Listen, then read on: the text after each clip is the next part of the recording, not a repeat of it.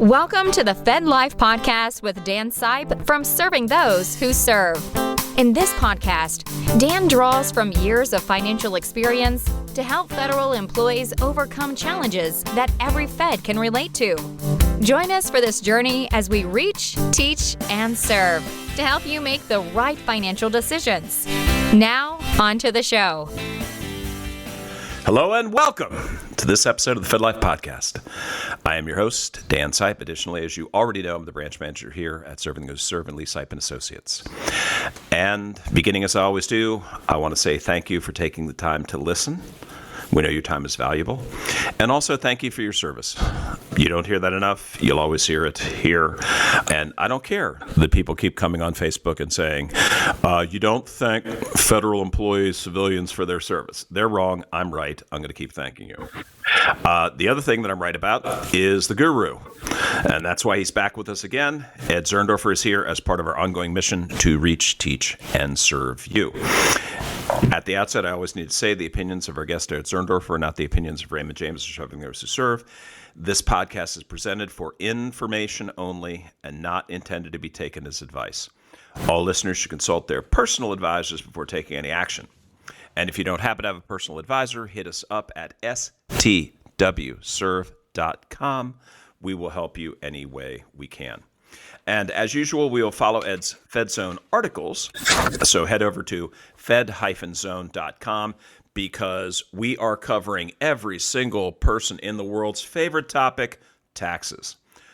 But Ed has included a tremendous amount of visual resources in his articles over the past couple of weeks that we'll be going over at kind of a high level because there's only so deep you can dig in when you have tables and calculations and sample forms and that type of thing. So the podcast will kind of take you across the top and you can go into those. It will not waste your time to do so. Sorry, Ed, I'm cherry picking here and jumping around. I'm a little bit out of order from the way your articles go. So I'm starting with Article 2, for example. But we're going to jump right in with how CSRS and FERS annuities are taxed because there's some after-tax and therefore non-taxable money in there, right? That is correct, Dan. I just want to first say that, as you mentioned, I write a column in the FedZone every week, and starting in late February, all of my columns dealt with how federal retirement benefits are taxed. In case you haven't noticed, Dan, it is tax season. It is. You haven't noticed. I know you've noticed. I have a tax practice, and right now, I just want to say I'm in tax heaven, and I will not come down to earth until April 19th. And the reason April 19th is because April 18th, the federal income tax returns are due. Not April 15th, April 18th. I want to make that very clear. Yep. So if there are any federal retirees out there listening who are doing their own taxes, they should be on the lookout for the information going to be provided today. And for federal employees who are listening, they should be aware of what they can expect in retirement when it comes to their retirement income, how it's taxed. Because yes, federal retirement income, whether it's a CSRS annuity, a FERS annuity, the TSP, IRAs, Social Security, all of which we'll talk about today, are going to be at least partially taxed. And it's great to know, it's really important to know how much it's going to be taxed to expect what you're going to be paying in retirement on your retirement income. So that's why we're doing this during the current tax season, to just make people aware about how their retirement benefits are being taxed. Starting off with your question, Dan, I got to give a little bit of a background that whether you are a CSRS employee, or whether you are a CSRS offset employee, or whether you are a FERS employee, every 2 weeks you contribute a portion of your paycheck into your respective retirement system. CSRS and CSRS offset employees contribute a portion of paycheck into what's called the CSRS Retirement and Disability Fund. FERS employees contribute a portion of their paycheck into the FERS Retirement and Disability Fund. Now, those contributions are deducted from their paycheck on an after-tax basis, not pre-tax, after-tax. Taxes come out of their of their paycheck, and after the tax has been taken out, a portion of the after-tax money is contributed to either retirement system.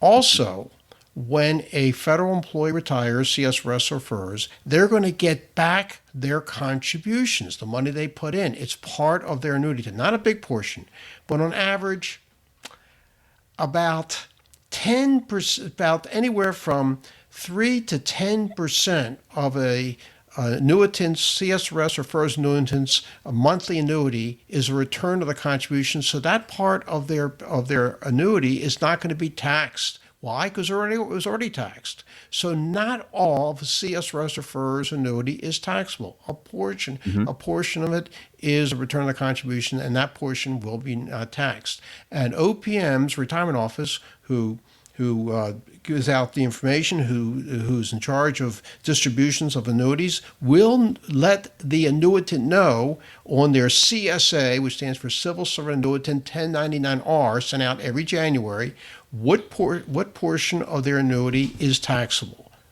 They're going to get information on their CSA 1099-R of the gross distribution of their annuity and the taxable portion of their annuity. So that's basically, in summary, why not all of a CSRS or FERS annuity is taxable. Not all of it. Probably, again, about 90 to 97% of the annuity is taxable. The other 3 to 10% is not taxable. Gotcha. In fact, in one of my columns, I think that the column came out in late February. I presented a sample CSA 1099-R and showing what all the boxes that are on the 1099-R, including the gross distribution and the taxable amount.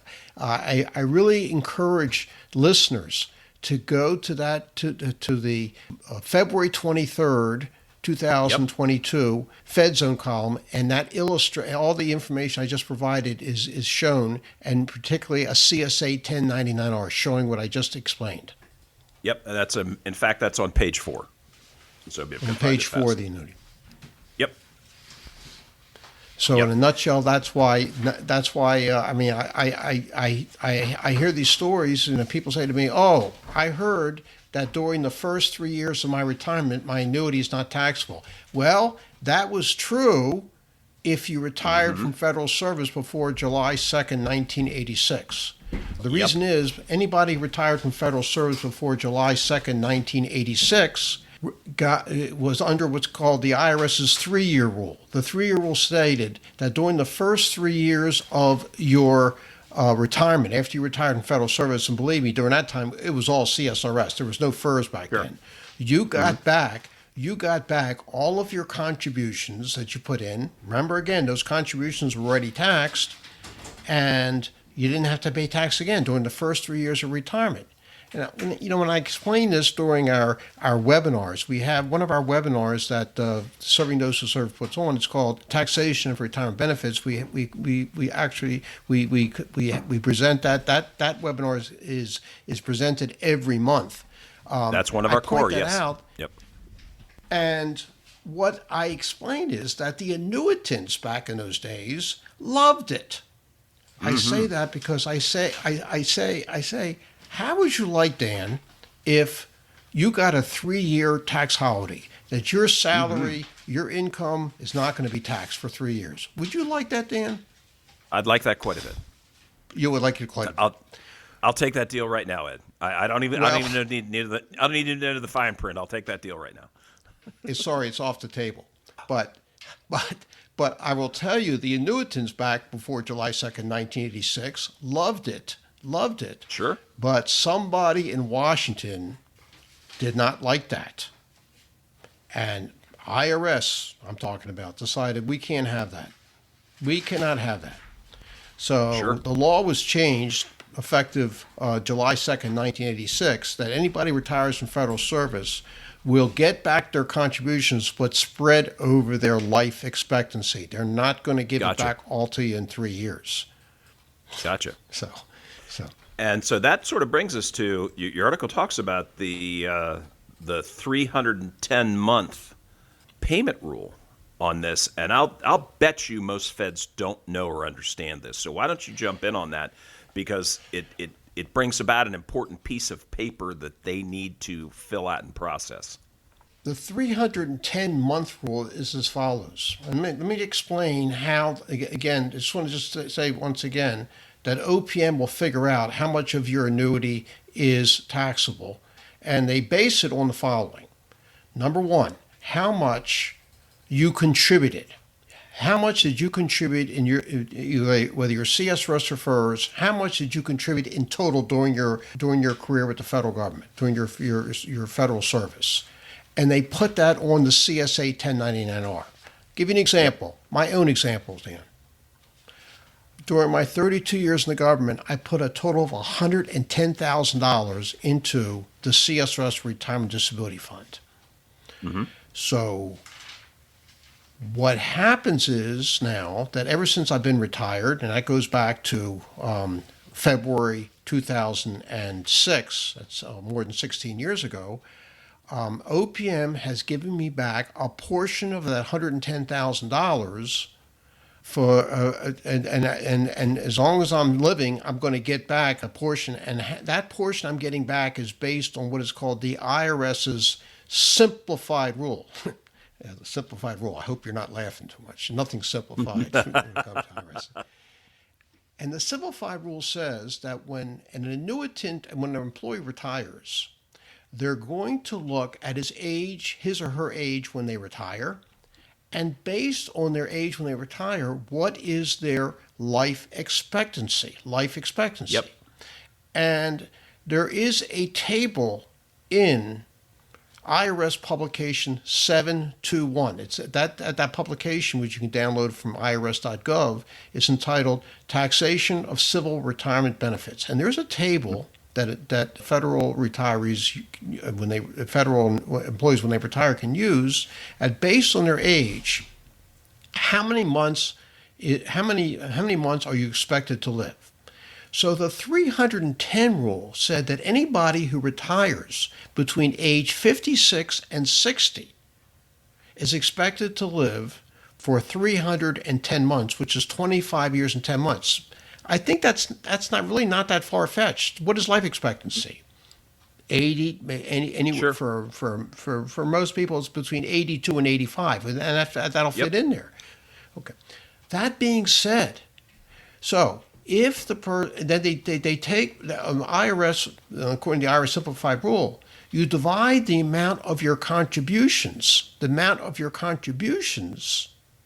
that you made by that life expectancy factor. So let me get back to my example. So I don't want to scare people with the math here too much. Except there's one other complication here, that if you are giving a survivor annuity, typically to a spouse, right? IRS says we have to look at your joint life expectancy. Understand that a survivor annuity means that when you die, the annuitant, your designated survivor annuitant, typically a spouse, will get as much as 55% of what you were getting at the time of your death for the rest of his or her life. So in my case, that's exactly the case. When I retired, I was 55 years old, and my wife at that time was 51. You add the two ages together, and you come up with a joint life expectancy factor, which again is shown in IRS publication 721. It turned out to be 410 months. 410 months. That's our joint life expectancy. Gotcha. So if you divide 410 into 110,000, you come up with, I'm just going to round it to $270. And what that means is, right now I'm getting back, as part of my monthly annuity, $270 of my contributions I made to CSRS, and I will continue to do that if I make it all the way to 410 months. By the time I reach 410 months, then I would have gotten back all my money. At that point, my annuity is going to be fully taxable. Gotcha. Now, suppose I don't make it to 410 months. I die, my wife gets the survivor annuity, then she's going to get back the same $270, the same $270 each month as part of the survivor annuity that I was getting. And if she makes it to 410 months, once again, all the money will be paid back, and at that point, the survivor annuity is going to be fully taxable. Gotcha. And OPM will figure this all out. But I know later on we're going to be talking about survivor annuities. There is one big problem that I need to point out to survivor annuitants, and I hope there are that everyone listening will understand that problem, because believe me, I have gotten emails, phone calls, questions galore. How much of my how much is my mother, my father's survivor annuity is taxable? I don't see the information. We'll talk about that later. Gotcha. And let's talk about SF 3102 real quick, Ed. Okay. Because I think that's and important also that people understand that. 2808, SF 2808. 2808 for CSRS, correct? For CSRS and SERS offset, SF 3102, SF 31 for FERS annuitants. Let's say, Dan, there is a single individual who is not going to be giving a survivor annuity. He or she retires from federal service, let's say at the age of 62. And they put a total of, I'm using this number on purpose to make it so that it's even. They have a life expectancy of 310 months. I'm sorry, 300 months. 300, according to the IRS life expectancy table. And Dan, they put in to the FERS retirement system during their lifetime a total of $30,000. The $30,000 they contributed during their whatever number of years of FERS service, they put in the $30,000 on an after-tax basis, and that's the money they're going to get back. So let's do it slowly. If you divide $30,000, Dan, by 300, I come up with $100. Yep. What the $100 means is that individual, a FERS annuitant, will get $100 a month back of that $30,000 contribution. So let's say their monthly annuity is $3,000 a month. Of the $3,000, $100 has already been taxed, meaning that only $2,900 of the annuity will be taxable because the other $100 is already taxed. Gotcha. And the person retires at age 62, and after 15 years of retirement, the person dies. So they were alive for 15 years. 15 times 15 years is times 12 is what? 180 months? 15 times 12? Yes. Yep. So they were only alive for 180 months. They didn't live to 360 months. They died right in the middle, meaning they only got back $15,000. Gotcha. They put in $30,000. Yep. So Dan, what's going to happen to the remaining $15,000 that the individual did not get back as part of their monthly annuity because they died? What's going to happen? Well, if they filled out their beneficiary form, namely SF 3102, designating anybody as beneficiary. It could be, let's say, a sibling, a brother or sister. It could be a niece, nephew. If the person, let's say, was divorced, they could name a child, and they might have a child. They might have a child either way. You know, I have a child. They could name a good friend. They could name you, Dan, as beneficiary. Do you know that? Okay. Actually, on behalf of Serving the Raymond James Compliance, please don't name me. But yes, you're right. They could. Please don't, but they could. And as part of Ed Zurndorfer compliance, please do not name me. There we go. Right. There we go. We're point the I wanna only make two is you people in can the name world them. excluded, though, right, Ed? You and me. They can name anybody else in the world. Anybody else? Anybody else? Got it. Got it. But I want to make a very important point. If a FERS annuitant, a CSRS annuitant, in their case, CSRS or CSRS officer, they have to fill out Form SF 2808, designation of beneficiary of CSRS contributions. FERS annuitants have to fill out Standard Form SF 3102, designation of beneficiary of FERS contributions. If that form is not filled out, OPM is going to sit on the money. They're going to sit on it. They don't know. They can't pay it out. It's going to sit in the Treasury. Yep. So it's extremely important that all federal employees, fill out that form. And I have to tell you, a lot of federal employees will fill out that form when they retire. What happens if they were to die in service? Sure. And there's no one going to get a survivor annuity. In that case, OPM is going to sit on the money. So it's very important that all employees, not when you retire, or right before you retire, that you should fill out either the CSRS. I don't think there are too many CSRSers left, but if there are, SF 2808, and the FERS employees, SF 3102. I want to make a pitch here for one of our webinars, Dan, and it's going to happen next week on March 30th. Pitch away. It's called estate planning, and one of the things we talk about during our estate planning webinar is please fill out your beneficiary forms, and this is one of them. Gotcha. Okay, so I'm glad we spent some time on that because I'm thinking a whole lot of feds don't know about that. Now, as you pointed up, let's jump to the survivor benefits now. So our Fed retired, they have a survivor, they passed away, survivor's collecting. What are we looking at for taxes? Well, a couple things here. At what point did the Fed die? In service? Yep. In service. Okay. In case a federal employee dies in service, there are a couple things that the employee should be aware of in terms of survivor benefits. And let me just check one here. Okay. All right.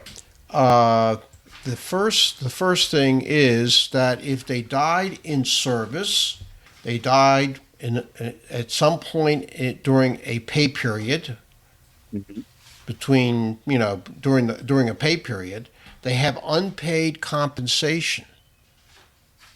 Let's say an employee died, God forbid, in a car accident or a fire on a Saturday or a Sunday between week 1 and week 2 of a pay period. That employee had earned half a paycheck, and had unused annual leave. Gotcha. When that employee died, they had not received it.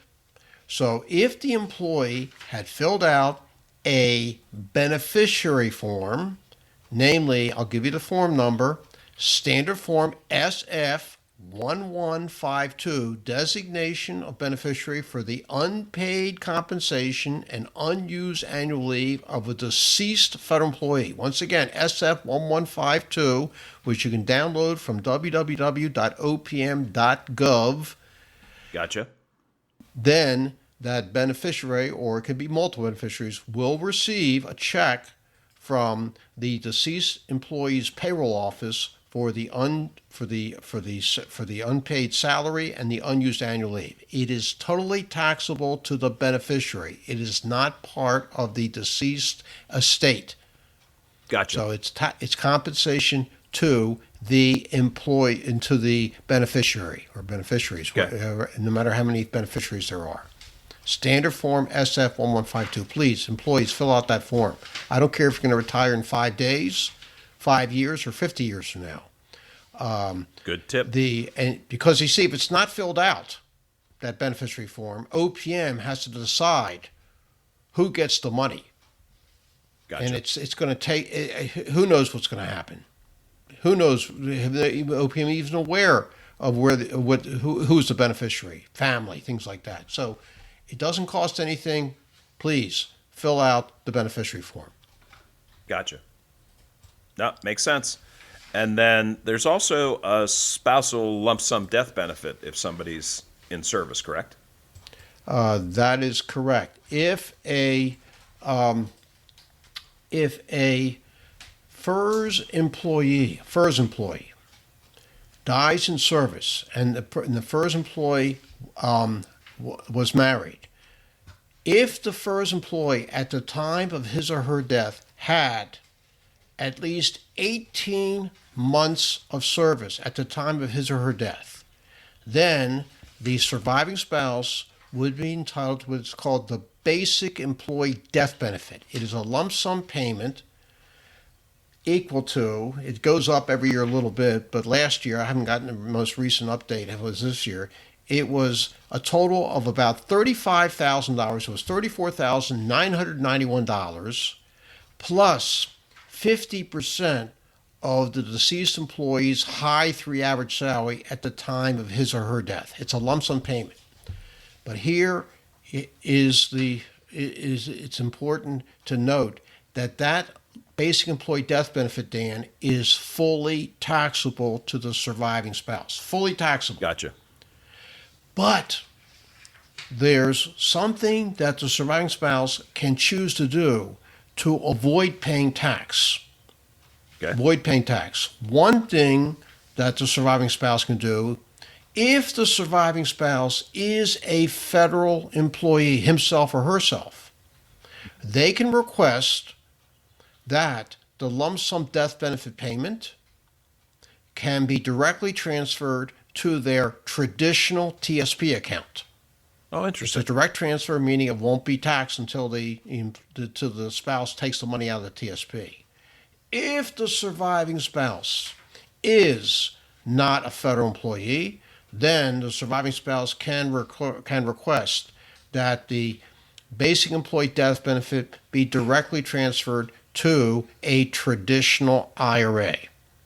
Okay. And that will also result in it not being taxed in the current year. It will be taxed when it's taken out of the traditional IRA. And there's a Gotcha. third option. You can request, the surviving spouse can request that the payment be paid over three years. One third, and tax-wise, that's probably a better idea, having all coming Sure. into 1 year. No, that certainly makes sense. Okay, so that's if somebody dies while they're in service. Now, let's go to something that is probably a little more traditional, and that is that the federal employee has retired, they've started their annuity, they've named a survivor, and now something happens to them. What is the spouse going to be seeing as far as taxation with that survivorship annuity? All right. So the spousal survivor annuity, when a CSRS or FERS annuitant dies, and they've designated their spouse as a survivor annuitant, and again, Dan, I have to make a pitch for the Serving Doses of webinars, please. I want to make a pitch. It's your way. It's very important away. because we're barely touching the surface today. We're just talking about Yes. the taxes. Yep. We have it's called a survivor benefits webinar. It's not held every month, but I will say this, Right. that the next one will be held on April the 8th. April the 8th, that's a Friday. It's entitled Survivor Benefits for federal employee survivor benefits. And I really encourage those listeners who have not attended one of those survivor benefits webinars, please do so. It's good information. All you got to do is sign up. Go to the website, www.stwserve.com, because we explain in more detail about these survivor benefits. Well, as far as the spousal survivor annuity benefit, we just said that when a CSRS or FERS annuitant dies, this is in retirement, that the designated spouse would receive a survivor annuity. I want to get back to a FERS employee who dies in service or a CSRS employee who dies in service. The surviving spouse would receive the survivor annuity at that point. In other words, to give out a spousal survivor annuity, you do not have to be you don't have to die in retirement. You could die in service, God forbid. And fortunately, this has happened where a CSRS or FERS employees died in service. Gotcha. So in that case, if a CSRS employee dies or service office employee dies, then their spouse would be entitled to a survivor annuity, which I'll give a little more detail here in a moment. The same thing is true with a FERS employee who dies in service. The spouse can receive a survivor annuity benefit at that point. But there's one provision here, Dan, that Gotcha. if an employee dies in service and their spouse is going to get a spousal survivor annuity, the deceased employee had to have at least 10 years of service at the time of his or her death. Yep. Very important to note that. No, agreed. If an annuitant dies, it's a little bit different because in order to retire from federal service, how many years of service do you have to have? You could retire at age 62 with a minimum 5 years of service. And there are such individuals who come to work for the government in their late 50s, work 5 years, and then retire at 62 or older and receive their annuity. They can give a survivor annuity to their spouse. Yep. And the main motivation for coming to work for the federal government in your late 50s, Health early insurance. 60s, did I hear health insurance, Dan? Health That's insurance. Right. Health insurance. And by the way, if you want to make sure, you want to guarantee that your surviving spouse keeps the federal employee health benefits at the time of the death of the annuitant, Give a survivorship. you must give a survivor annuity benefit to your spouse. If your spouse, as long as you're living, you're an annuitant, you're living, and your spouse is on your health insurance, God bless, you're living. But if you predecease your spouse and you're not giving your spouse a survivor annuity, your spouse will lose the federal employee health insurance. They're going to be off the plan. I don't think that's a very smart thing to do to your spouse, to deny don't want that health benefit. Don't do it. Don't do it. All right. Yes. So we're giving a spouse a survivor annuity, and I'd like to just concentrate mainly on the FERS annuitants. They can give their spouse a survivor annuity benefit equal to 25% of what the annuitant was receiving at the time of his or death, or that's called less than maximum, or the maximum 50%. Either one. And the survivor annuitant will receive that portion. Let's do an example here. So let's say when a FERS annuitant died, his or her annuity was $40,000 a year. $40,000 a year. This annuitant is giving the maximum survivor benefit to their spouse.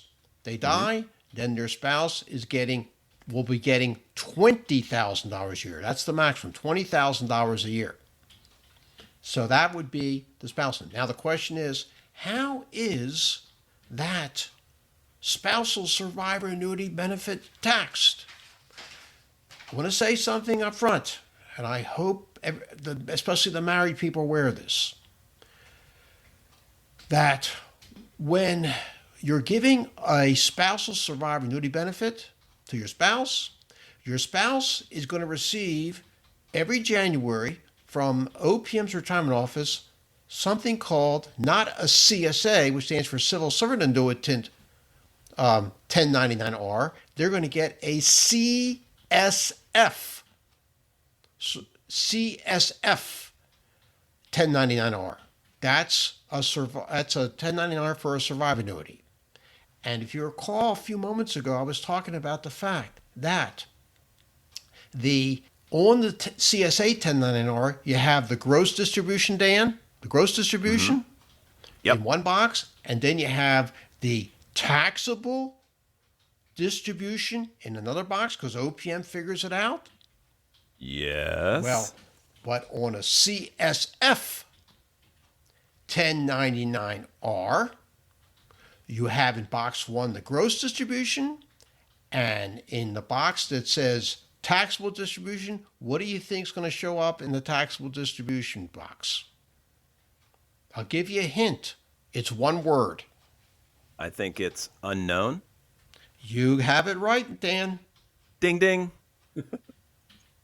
So I want to, anybody who's married, please read that column. Let's see, I think it was the second column, I believe, and maybe it was... Actually, it's yes, third. It was. Third in the series. Yep. Third in the series.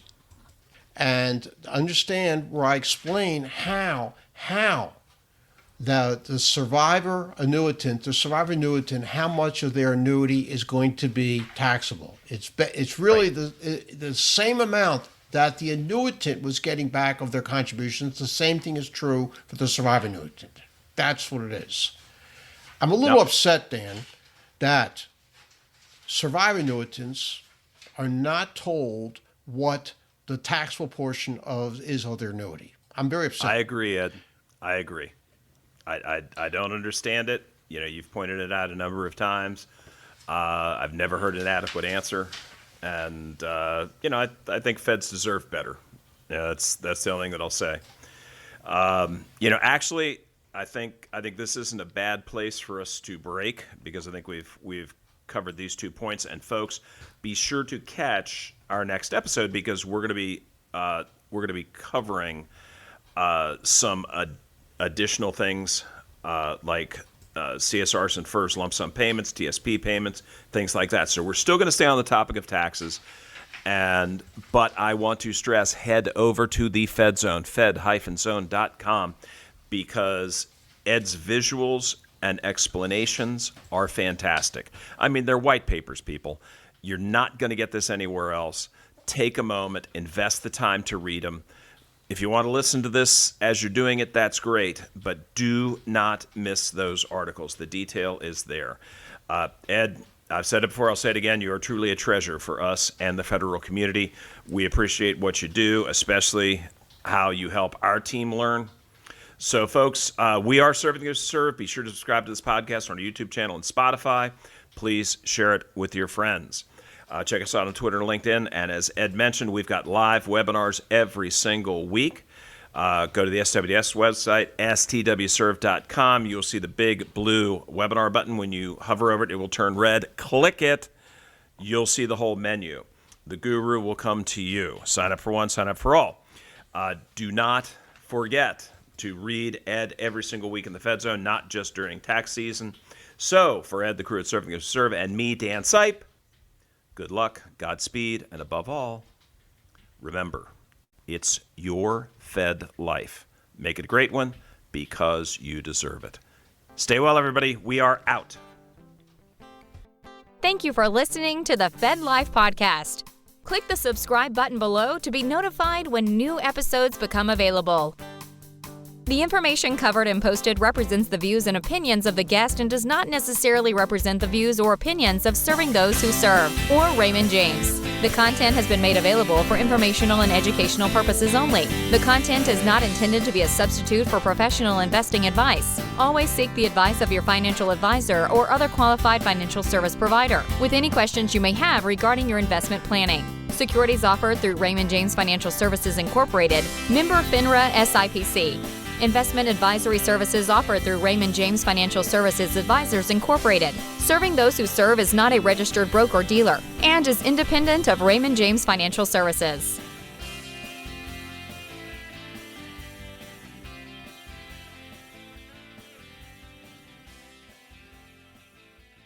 Raymond James is not affiliated and does not endorse the opinions or services of any of the quoted professionals or their respective firms. Any opinions are those of Dan Sipe and not necessarily those of RJFS or Raymond James. This case study is for illustrative purposes only. Individual cases will vary.